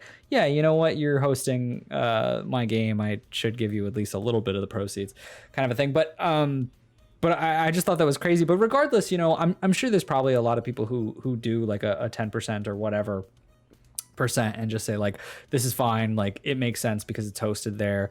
They need to keep the servers up and do whatever. So I might as well give them a portion of it. But I just think it's an interesting, thing that I hope others in the industry would do, because I think it'd be really cool. And I think it'd be an easy win, both from a publicity standpoint of just being like, hey, we're the good guys over here on Steam or on the Microsoft Store or whatever to do that, but also just because developers can sometimes have it tough when if they're not making a good enough profit and they're then also getting upwards of like 30% or whatever it is taken out, then that's a reasonable chunk. Yeah, absolutely. I think the choice of revenue share is awesome. Like you said, they're putting a lot of like trust in these developers because for a fact, like human beings the way we are, some people are going to take advantage of it. Yeah, for sure. It's just something that happens, like it's granted, but I feel like most people won't. Like they will kind of like granted, once again, my overall view of like human beings is that we're kind of taught to be good, but I think that a lot of people probably don't like really think about it and they just do the default out of like possibly like laziness, but they're all also people who possibly choose more or less. I think it's awesome that they have a choice of revenue share. That's amazing, and I think that's like really, really awesome for that platform in general. Yeah. I think that's really, really cool for developers to choose. The 10% default is really great because, as we've talked about, Steam's like 30% is just ridiculous. Right. It's too high for what they offer. But I think it's really cool. And granted, I think the Creator Day is really awesome because it's just like, yeah, people could be getting 100% anytime they want. But on these days, it's really going to drum up sales. Like, a lot of people are going to head to itch.io and purchase games that day because they know 100% is going to go towards these creators. It's just like normal sales. So I'm glad. I think it's awesome. Right. And it's good because it's one of those things, if you were on the fence about like getting a game and you're kind of like, oh, I think I'll get it, like this is the time to do it, if you're, because like it goes all to the developers. And obviously there's some people out there who don't know that like a percentage is even taken, or they don't care because they're just like, whatever, it goes wherever it goes. But like, if you want to support that developer, because maybe, and especially in the indie game community, because usually it's, you know, these people that you kind of have more of a connection with, because it's oftentimes like one developer or a small studio of developers. So it's one of those things of, do you want to support the people that you really, you know, enjoy the work of, and say like, oh, I could give, you know, full profits to them. Like, that's great. Yeah, absolutely. I definitely agree. I'm excited to see what comes of this. I'm excited to see if they continue to do Creator Days. Right. And hopefully, I'm going to be honest, I think the day is easy to miss. Like I said, I missed it. I hope it's maybe like a 2 or 3 day period. Granted, I think that's asking a lot of itch, because allowing them, like, they can do 100% whenever they want, seemingly. But I think it would drum up a lot more sales if they did end up like, maybe. Yeah. So maybe not. Hopefully it continues. Think it's really, really awesome. Thank you to Itch for doing that just in general. But it is time for us to hop into News Cram. News Cram is our weekly wrap-up segment where we, the hosts of IndiePod and Indie Games Podcast, I had to buffer. I know. I was like, what was that? Yeah, I was like dramatic pause. No, I just like, apparently my brain just had to buffer. Where we, the hosts of IndiePod and Indie Games Podcast, cram you full of all sorts of indie game news. This week in News Cram, we have a couple quick news stories for you. No new deals or quick steals, but of course there's awesome sales happening pretty much everywhere. I believe there's a Team 17 publisher sale over on Steam. Yeah, so you can get like a bunch of, you can get like Blasphemous, you can get Yooka-Laylee, like a bunch of different games, all published by Team 17. I don't know when it ends. Often enough, the reason that I don't include some of these sales is because they end too early or just random shit happens. Right. So there's that. But make sure, like I said, to follow us at IndiePod on Twitter for notifications of when these go live. Our first news story, a quick news story for this week, is over on, it comes by way of Polygon, where it's reported that the Wholesome Direct is returning in 2021, with the event scheduled to take place on June 12th at 1 p.m. ET. Now, over on IGN, where it's reported that the Guerrilla Collective Showcase is also returning in 2021 and will take place over several days, starting on June 5th at 8 a.m. Pacific time and continuing on June 12th at the same time. Now, if you're going to say, actually, the Wholesome Direct is part of the Guerrilla Collective, yes, it is, but I wanted to specifically point out that Wholesome Direct is happening again. It's happening on this day. Technically, it is part of the Guerrilla Collective, which is getting it a little bit more name recognition, because people might check that out a bit more, because it's kind of a big, I don't want to say it's a bigger deal than the Wholesome Direct, but it has more of a variety than just wholesome games. Right. So it might hit a bunch more people's like niches. So please check out the Wholesome Direct on June 12th. But in general, the Guerrilla Collective has quite a lot actually set up. They've got like Inner Sloth set up. They're doing a bunch of different like interviews and doing a bunch of different showcases and stuff like that. So be sure to check that out between the 5th and the 12th. Seemingly, it's not running entirely between those those two sections. It's on the 5th and on the 12th. Those 2 days, singular, I guess. Whatever I'm saying, I don't fucking know. But no one does. Like I said, Wholesome Direct coming back on the 12th. That's happening. And lastly, over on GameSpot, it's reported that Image and Form / Thunderful Games are indeed working on another title in the SteamWorld franchise. In fact, they're working on several new SteamWorld games. Who would have thought? Yeah, be excited. I'm going to be honest. I don't know if we just skipped over this news story if it wasn't like really heavily reported, but I didn't know that Image and Form actually merged with Thunderful Games like last year. So that they're actually together now. That's why it's like a slash and everything. And they're actually known as Thunderful Games now. I don't think Image and Form actually exists anymore technically. Oh, that's strange. I'll never get used to that. I know, right? I'm assuming like they're gonna keep at least the Image and Form name, maybe just for like the Twitter and stuff for the name recognition with the SteamWorld franchise. But yeah, it totally threw me off when I read that in the article. I was like, what? That's so weird, but yeah, like we all knew. Okay, so I guess more that makes more sense now because originally when I saw this and like the tweet for it, I was like, yeah, no duh, you're working on that. Like, why would I think anything different? But like, I guess it's because they're like, hey, we're a different company technically, but like we're still doing what we were doing. I know, that's what I thought too. I was just like, this is a non-story. You've said this before. Yeah. Like, what do you mean? But basically, they're coming out to assure people that just because of the merger doesn't mean that anything has happened. Seemingly, the Image and Form team is still intact. They had just merged with Thunderful Games, and they're still working on, and they're currently in the process of working on more SteamWorld games after the Gunk, I believe, is what it's called. What's interesting to me is if they're going to just be Thunderful. Like, I feel like that's a weird move. I feel like Image and Form is more of a name brand that people would be like, yep, I know what that is, versus Thunderful. Yeah, I would think so too. That's why I think they're going to keep at least the Twitter going. Yeah. Like, because people actually follow that for the SteamWorld franchise and stuff like that. They might keep a lot of their different like social platforms as Image and Form, or they might just keep them because there are two separate ones, one for Thunderful and one for Image and Form. Right. But I feel like moving on, like on Steam pages and stuff like that, I feel like in the developer and publisher sections, we'll see just Thunderful Games. Like, it won't say Image and Form kind of a thing. It's interesting. Like, I think we'll probably see them continue the name recognition on social platforms, but that'll be about it. Yeah. But I don't know. It's all weird. We'll see. All weird. Now on to some new stuff. Our first 5 items of new stuff come by way of Nintendo Life, where it's reported that puzzle game Chess Knight Shinobi by Minimal Games is heading to the Nintendo Switch, both PlayStations 4 and 5, Xbox One, and Xbox Series X and S on May 18th. That puzzle platformer Inmost by Hidden Layer Games is getting a physical release on the Nintendo Switch through Super Rare Games, but there are only 5,000 copies, so be sure to place your pre-order of $38.07 US when they go live on May 20th. That survival horror roguelike game Outbreak Endless Nightmare by Dead Drop Studios LLC is headed to the Nintendo Switch and PC via Steam on May 19th. That first-person psychological horror game Layers of Fear 2 by Blooper Team SA is headed to the Nintendo Switch on May 20th.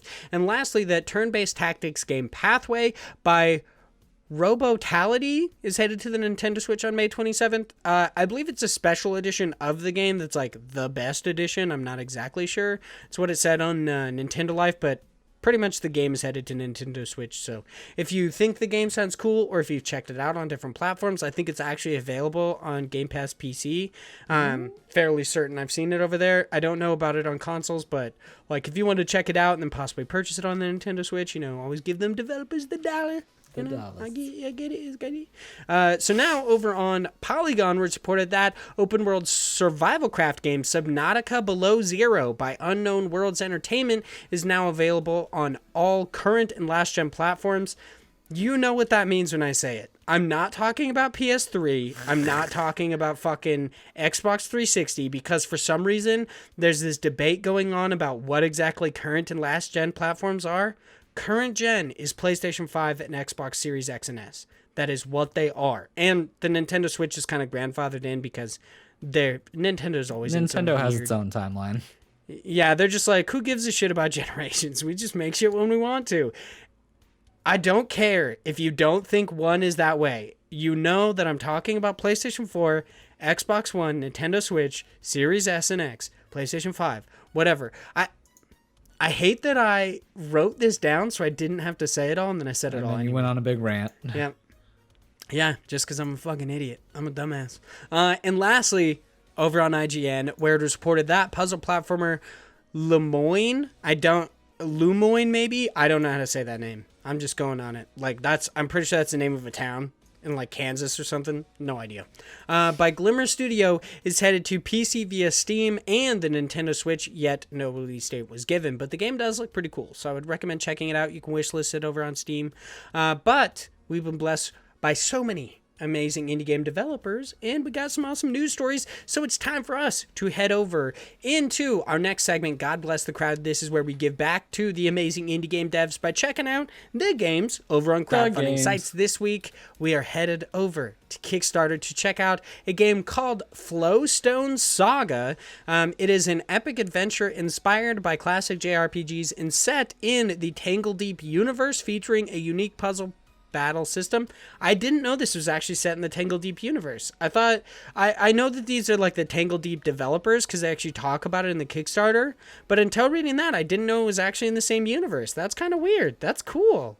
I like that they're actually continuing that. So Big Josh Boy, of course, they were looking for $20,000. That was their goal, but they actually surpassed that. At the time of this recording, they have $1,371 with 664 backers and 23 days left to go. So, Big Josh Boy, what do you think about Flowstone Saga? It's like Tetris JRPG. Yeah, it's weird. That's basically what it is, which I love Tetris. I'm a pretty big fan of various JRPG games. Feel like I might love this, but I want to try this demo first off. But I'm so skeptical about how this is going to work because, like, looking at it, I was like, this seems really cool, but also really tough to kind of parse your brain around playing Tetris, but also playing it in a way that matches up with fighting enemies. Like, so weird. And I read like the description of how it worked, of like certain lines, like getting a certain amount of lines will do like bigger attacks.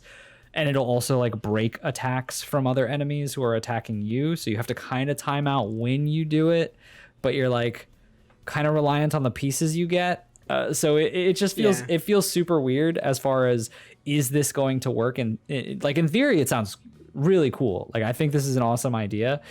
Is it going to actually pan out? I don't know. I mean, obviously they're working on it, and that's like the whole point of Kickstarter of like, do you believe in the idea? But it seems really, they surpassed their goal. Yeah, they surpassed their goal. So like, they're good. They just hit it, which when I originally picked this, it wasn't at that. So hey man, I'm happy for them because I think it sounds cool. Like, I kind of want it but you're not 100% sure you're going to check out the demo first? I'm going to check out the demo. I want to check out the demo because I don't know. Because I feel like this is the type of game, and like I really enjoy when people make games like this where it's like, it could be really good or it could just be like so trash. I feel like there's not really a good middle ground with a game like this. I mean, I should say, so the developers Impact Gameworks, the developers of this and Tangle Deep, their first game, Tangle Deep, actually has very positive reviews on Steam. So seemingly they have kind of like a pedigree of delivering pretty good games. Right. They're delivering some good shit. Granted, Tangle Deep is like a dungeon crawler. It seems very different from this Lodestone Saga or Flowstone Saga. So I don't really know. Honestly, the way that I initially got it, like it kind of took me a second. I was like, wait, so you play Tetris and like you do that? It kind of reminds me of like what Puzzles and Dragons are to the Mon game genre. This is to JRPGs. Like you basically just perform these puzzles to then like block and attack, stuff like that. Right. I think that's really cool. Granted, 100% not my game because I do not like Tetris. Oh, I love Tetris. I swear to God, I'm the only person on Earth who doesn't like Tetris. I just don't like it. I don't think it's a fun game. I don't get it. And it's also just because I'm dumb. So like I don't understand Tetris. People fucking love it, but this totally looks like a Morgan game from Indie Obscura and now Prima. Yeah, because I know they're super into Tetris. Yeah. So it's like, this is definitely seems like their jam. I'm sure they'd be into it. I'd actually want to hear what their take is on this, but I think it's one that I'll probably enjoy. I love Tetris.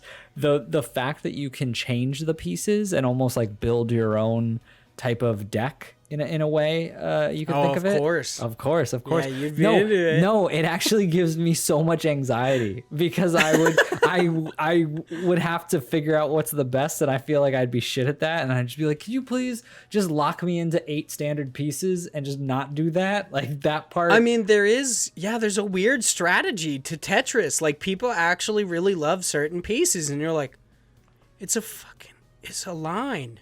Like what?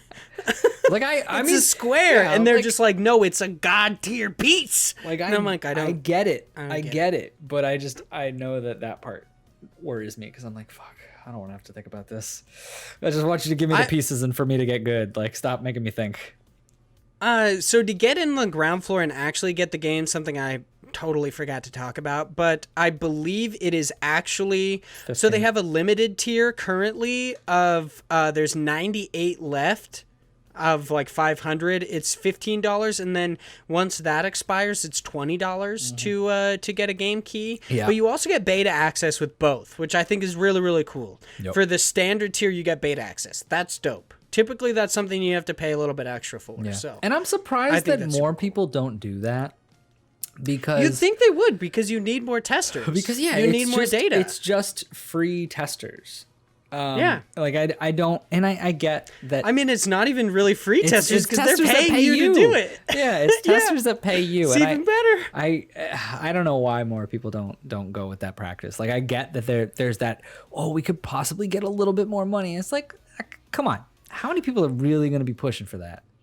I mean, we also can't like rule out the fact that like maybe there is actually like a hardware limitation to it. Like this is me speaking from true. Like I just built a PC and I don't understand how it works. Like shit happens and I'm just like, okay, I don't know why my speakers are no longer just across the board universal. Now I have to adjust my volume in literally every application. I don't know why. So like maybe there is some sort of like actual hardware limitation to why they don't do that, but you'd think they would. Also, I just realized that like all of their graphics have like a line outside of like it basically looks like when they did like the tracing tool on Photoshop, they didn't realize that they grabbed like a tiny line outside of what they meant to grab and they just like left it there. So like on all of the character profiles you could see like a line outside of the actual thing on their Kickstarter. Oh my goodness.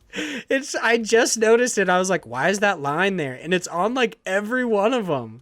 I don't get it. That's funny. I don't know. But the game looks interesting. Like, outside of just the dumbass shit that I fucking say, the game does look really, really cool, especially if you're a fan of Tetris. And people are super into Tetris. Yeah. People fucking love that shit. It's like one of the most popular games in the world. It sold a bunch of copies. It's a good game. Yeah, I think, like I said, there is a high probability of this being an amazing game that is super great, and it's got everything that people love, and then there's also on the other hand a chance that this doesn't work and doesn't feel right and it's just trash. But you know, sometimes you got to take that risk. A number of people already did. Let's see, it was 665 people. Ooh, we're almost at the devil's drum. Went into it. You could be 666. Went into it. You could be 669 with Now I definitely gotta wait. Have been into it, like, I don't know, it's just the Kickstarter plight, so to speak. Well, I mean, you also get like the nicest thing about the Kickstarters that ship with a demo is that you actually get a feel for it. You get to see how it works, because like often enough games are sold on their gameplay. Like there are a few games that like I will purchase because I love the art, I love the concept, but more often than not, if gameplay doesn't feel good, that is kind of a deal breaker for most gamers. So I think it's awesome that they are including a demo, not just on Windows too. They also have it on like, they have it available on Mac and like Linux. Mm-hmm. So a bunch of different people can try it out. So I think this looks really cool. I've pretty much talked about whatever I'm going to, of course. Like, once again, this is a good jelly, not my jam scenario, but check out Flowstone Saga over on Kickstarter. Josh, do you have any last little bits you want to say before we move into our listener questions? The only thing I want to say is, isn't it weird that they added the blood type of every character? Oh my god, I forgot to bring that up. What is up with that? Yeah, is it like a part of this lore? Why do we need to know the blood types? I'm very interested in hearing why that's there, because I feel like it's one of those things where they were just like, wouldn't it be cool if we all gave them a blood type? And it's just, they're never going to talk about it. If we gave them their likes and dislikes, and like if somebody just randomly is just like, but what's their blood type? And there's everybody's just like, oh, and you're like, it's just, why was that necessary to include in their character descriptions? It's so weird. That aside, I don't have anything else. I think if you like Tetris and JRPGs, this might be the one for you. Go check it out. I'm going to be honest, like, do you ever just wish with, like, character breakdowns? Because they always give, like, kind of, like, pseudo-generic stuff, like, oh, their likes, long walks on the beach, or tall boys, kind of a deal. Like, do you ever wish they would get weird with it, where they're just, like, likes to scratch their butt and sniff it? Like, some weird stuff like that? I mean, if you ever make a game, I'm sure it'll be in there. See, I just feel like it humanizes the character, because there's so many weird things that people do that it's just like, you know, somebody likes to do that. Like everything. You know, everybody's got a dirty little secret. Yeah. If fucking, I don't know, that one band has told us anything, it's everybody's got a dirty little secret, because I forgot that band's name. I'm going to be honest. Was it All American Rejects? Is that what it is? Yes, that is what it is. Yeah, okay. Yeah, I think that's what it is. Right. There you go. Well, you know, the only one that I know is Taylor Swift's Dirty Little Secret. Oh, yeah, that's true. That's true, Big Josh boy.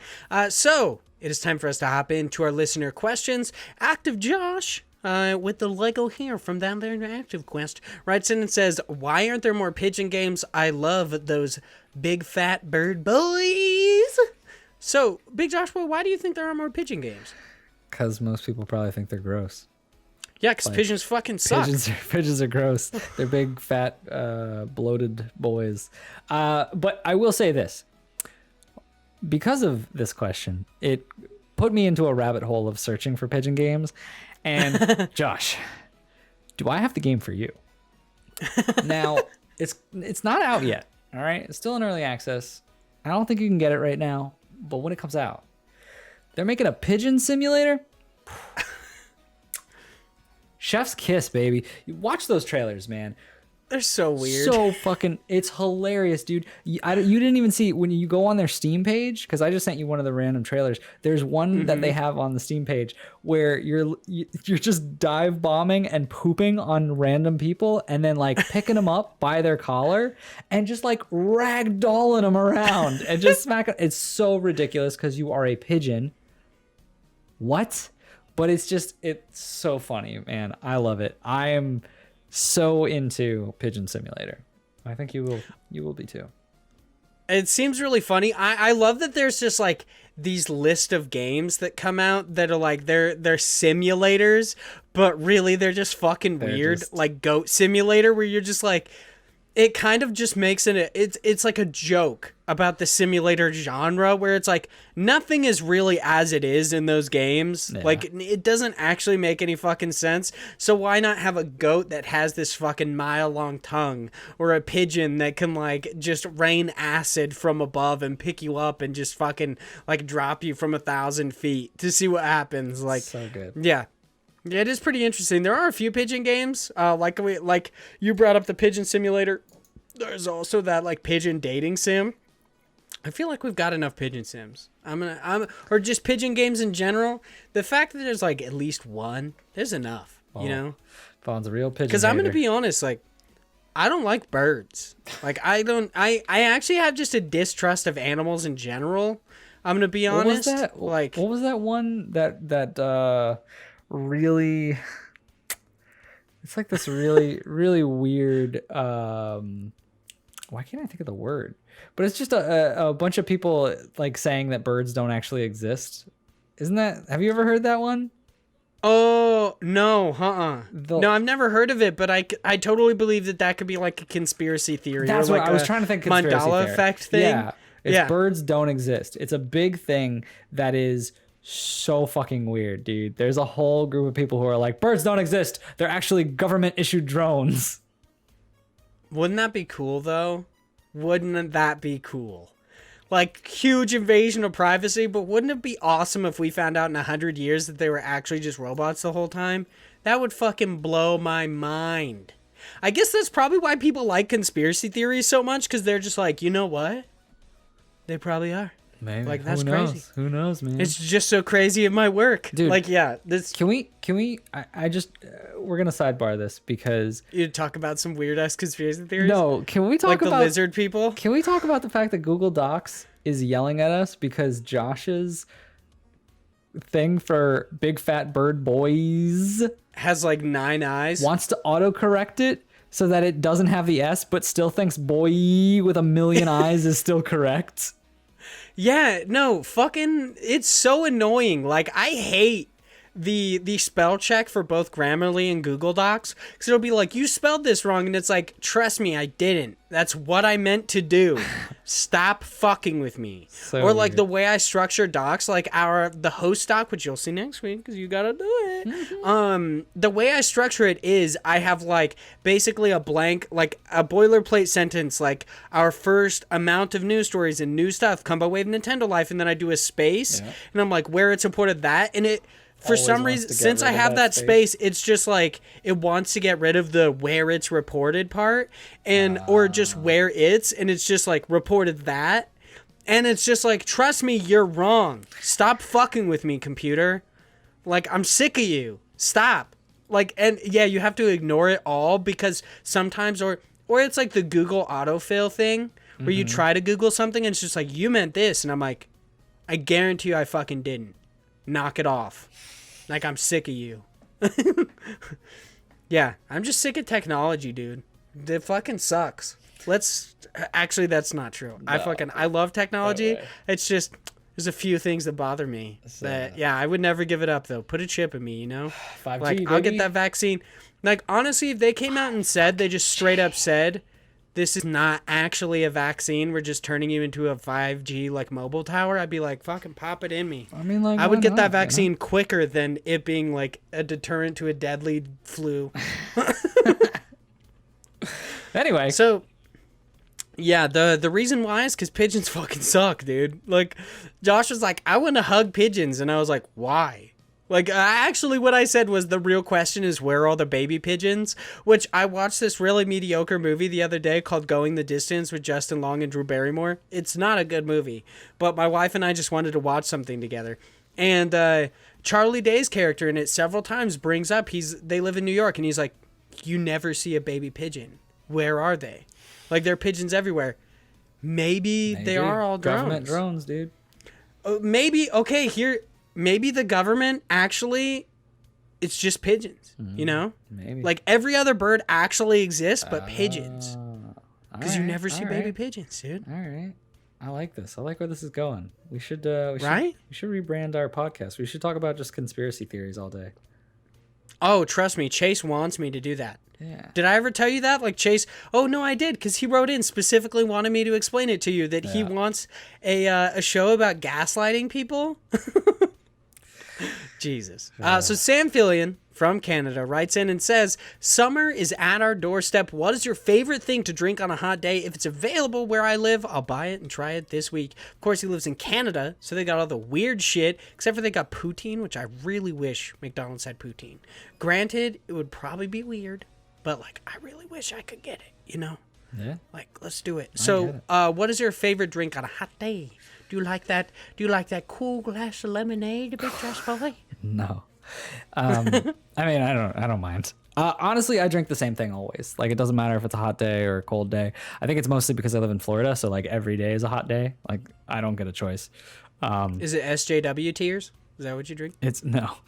I am pretty much like, no matter what, I always revert to just either water, coffee, or iced tea. So I would say iced tea probably, but I don't have like a specific one, like as far as like, oh, I'll go out there and buy it. It's just like whatever's there, like Pure Leaf or something. I just do unsweetened iced tea because I don't like sugary drinks. Like, I just feel like anytime they're like, it's slightly sweetened, you're like, this is a bowl of sugar. What are you doing? And then if it's the sweetened version, it's just like, wow, I'm gonna get diabetes the minute my lips touch this. Like, no thank you. But But then otherwise, I would just drink iced coffee because I fucking love iced coffee. So good. I always get the stock brand, stock, which STOK. It's a purple label, which means it's a dark roast. You mix that with a little bit of milk and ice. Delish. All right. For me, I don't actually have like a drink I do on hot days either. I'm not like massively into drinks. Like I drink an energy drink every day, which definitely my heart's gonna explode. Yeah, like I said, dying at a young age, or at least I plan to. But other than that, like, I mean, I drink soda. Like, Mountain Dew's my favorite soda. I love the different versions of Mountain Dew. Black Label's really good. But on a hot day, I can't say there's anything specific, but there is one memory that I really, really enjoy. It's me, and I feel like it might be for, like, the nostalgic factor of it. Of course. But my wife and I, when we got in our first apartment, it was like a one-bedroom apartment. It was pretty small, but it was awesome. Honestly, we always, like, talk about, we look back at it, and we're like, that apartment was awesome in our memories, but if we actually had to go back, I think it would probably fucking suck. I kind of like, I have the same thing because my first apartment that I ever went to was in Orlando, which is like a 2-hour drive from where I actually live. But Orlando is much cheaper for like a rent in general. So we had this 2-bedroom apartment that we started with, and then everything after that was always a 1-bedroom apartment, always like much smaller and whatnot. And so I always have it on this like upper tier, but then I think about it and I'm like, someone got shot in that neighborhood. Like, it wasn't a safe you're like, place. It's not good. Yeah, it wasn't good. Yeah, apparently, like, people found, like, meth needles in the sandboxes in that apartment complex, but we, like, always look back to it really fondly. Yeah. We're like, man, that was great. Loved living there. But really, it probably sucked. But there's this one memory I have where my wife and I, it was a nice, like, summer day, and we just went to the liquor store. We got some shit to make some drinks. Chase used to make me these drinks all the time because I don't drink, really, but it was just something my wife wanted to do. Well, this is before we got married, but whatever, it doesn't matter. Yeah, and we went to the liquor store, and Chase initially used to make me these drinks. It was just Captain Morgan rum, and then it was some, I believe he used either Dr. Pepper or Diet Dr. Pepper and lemon juice. Super, super good. I believe it was lemon juice. Yeah, it wasn't lime juice. It was lemon juice. Squeeze that in there. Delicious drink. And I remember this one day, my wife and I, we just sat out on our like little balcony. It was very small, and we didn't actually have chairs to sit out there, so we just took our bar stools and sat out there, which they're not comfortable bar stools, by the way. Like, they kind of like, ultimately it's kind of like when you look back on something, you're like, in that moment I remember being really uncomfortable, but like, it was also just a perfect day, like a perfect moment. And I remember just having that and relaxing with my wife. I had it in a Cuphead glass, like, because I had these Cuphead and Mugman like novelty glasses. I still have them. They're sweet. That's cool. And like, it was just a great day. That was a perfect drink. Like, I think I actually made it a little bit too strong, but it was like super good. So yeah, I mean, there you go. If you want to try it, a little bit of Captain Morgan rum, some Diet Dr. Pepper, squeeze that lemon juice in there. I like more lemon juice, if I'm going to be honest about it.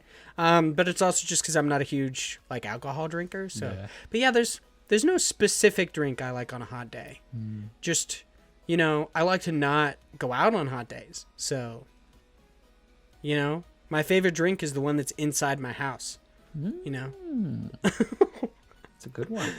But maybe this all stems from the thing where I was like, oh yeah, maybe I'll sit out on my back patio and drink a nice beer. And you were just like, I mean, you don't do it now. Why would you do it when you're in the house? Yeah. What a silly boy. All right, so that's the end of this episode. Yeah, definitely don't have another question. That's a wrap. That's a wrap. All right, cut it. So this might totally trigger some people. I don't know. It's a slightly inappropriate question, but whatever. We answer them anyways. So maybe just skip this one if you might be triggered. Skip forward like a minute or so. But Philip Renshaw, the Wombat Emperor of Australia, writes in and says, as a teenager, did you ever look at gay porn to see if you would get a chubby to determine if you were gay or not? Or is it just something that and I love the ... I mean, my friend did. So, like, I think it's really interesting that everyone has this, like, I don't want to say we have the same kind of, like, journey, but there is, like, in adolescence, while you're trying to figure out who you are as a person, there are those, like, few times where you're just like, I don't know actually who I am sexually attracted to. Like it never, of course, like society has been in the past, like definitely homophobic. So yeah, for sure. It has been like, oh, you're a man, you like women. Of course you do. Like you have to. So it's always kind of like looked down upon. I can't say that I've ever done this specifically, but I have at times been like, I don't know. I enjoy the male form. Like I don't know. It's kind of like I'm 26 years old and I'm still like, I feel like my sexuality is still pretty much ambiguous. Like there are a few men, like the big Josh boy, that I'm just like, man, he's a cute boy. I'd give him them kisses, but like, I can't say I've ever done that though. Right. No, not disparaging you for it or your friend for it. No. Because like, hey, or your friends, explore your sexuality. Yeah. But no, I can't say I've ever done that. I always knew that Jessie from Pokemon was my waifu. I always knew it, you know? Yeah. So.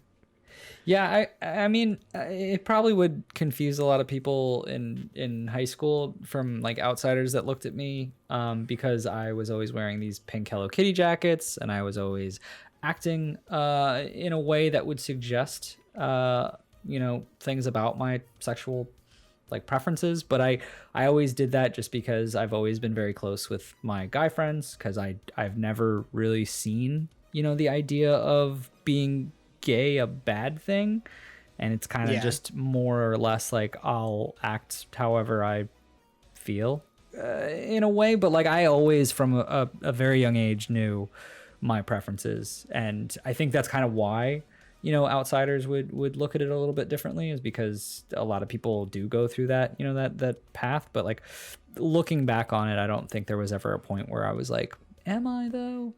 Like it's never been something for me, which like I'm not trying to knock either way. Like it doesn't matter to me what a person's preferences are. I knew. That's another thing that I always find really interesting is like talking to a lot of people is that they pretty much knew when they were younger, like what their sexual preferences is. Like I used to have a coworker who she was pansexual, and I had a conversation with her about it, and I was like, how did you know, kind of a thing? And she was like, I mean, I knew when I was young that I was like attracted to boys and girls, but I was more about like it was about who they were and not like their genitalia. And I thought that was really interesting. I was like, that's so cool that we are like basically programmed from when we are born to be exactly who we are. It's society that kind of like morphs and really fucks up who we are. Yeah. I don't know. And it's interesting too. It's very interesting. I have like a not to throw the story under the bus as like a that's not going to be the reason that you would ever really find out. Like even if you are attracted to it, that might not be the thing that you want to pursue as far as like a partner or as far as like an individual that you want to be with. Because like I've heard stories of people who go through their life for many years and they're like, yeah, this is my preference, and then they find that one person that they're like, oh, actually I don't like men or women or whatever it is. They're like, because this person has shown me a different side of myself. So like you never fucking know.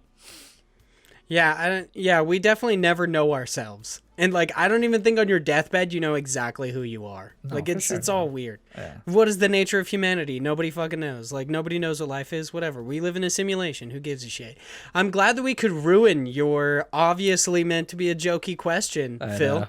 I imagine you expected us to answer it in a different way. I mean, there is always the thought, like the Joe Exotic, like, do you watch porn with big dicks or small dicks thing, where it's just like, where you are just like, I mean, maybe, like you don't exactly know, but once again, it's all just nebulous. I don't think anybody knows exactly who they are, so.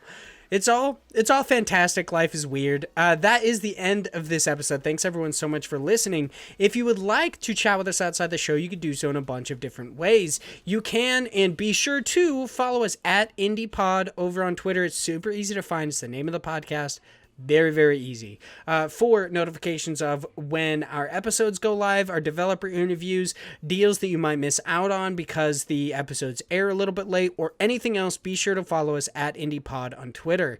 You can follow me, Vaughn, at Hyde Legion. That's HYDELEGION. Over there for all my dumb bullshits, notifications of when I go live over on Twitch, which is twitch.tv/Hyde Legion. The same thing. I won't be on next week's episode of either IndiePod or Go Beyond, which that's my Hero Academia podcast, at Go Beyond Pod on Twitter. I won't be on either because I am moving into my home. I won't be Twitch streaming next weekend either. But after that, of course, I'll be the weekend after that, I should be back on it. That is Saturdays and Sundays from 10 p.m. to 12 a.m. Streaming some Neo right now. A lot of fun. You can follow Josh at _George90 over on Twitter. And you could check out his Twitch channel, which is _George.